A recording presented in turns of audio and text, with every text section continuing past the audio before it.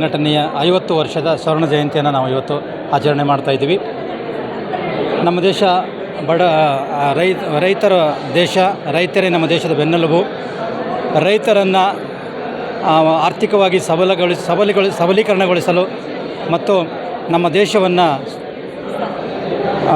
ಸುಧಾರಿತ ದೇಶವನ್ನಾಗಿ ಮಾಡಿಸುವಲ್ಲಿ ರೈತರ ಪಾತ್ರ ಬಹಳ ಮಹತ್ವದ್ದಾಗಿದೆ.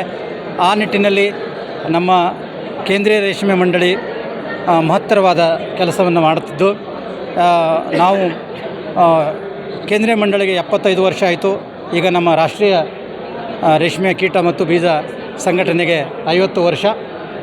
ಈ 50 ವರ್ಷದ ಸಂದರ್ಭದಲ್ಲಿ ನಾನು ಇಲ್ಲಿವರೆಗೆ ಈ ಸಂಘಟನೆಗೆ ಬೆನ್ನೆಲುಬಾಗಿ ತಮ್ಮ ಕೊಡುಗೆಯನ್ನು ನೀಡಿದಂಥ ವಿಜ್ಞಾನಿಗಳಿಗೆ,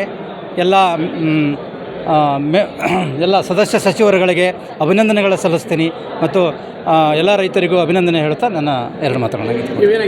ನಾನು ಇಲ್ಲಿ ಸಹಾಯಕ ನಿರ್ದೇಶಕನಾಗಿ 2 ವರ್ಷಗಳಿಂದ ಕೆಲಸ ಮಾಡ್ತಾಯಿದ್ದೀನಿ. ಆಫೀಷಿಯಲ್ ಲ್ಯಾಂಗ್ವೇಜಲ್ಲಿ ಒಂದು ಒಳ್ಳೆಯ ಫ್ಯಾಮಿಲಿಯರ್ ಆದಂಥ ವಾತಾವರಣ ಇದೆ.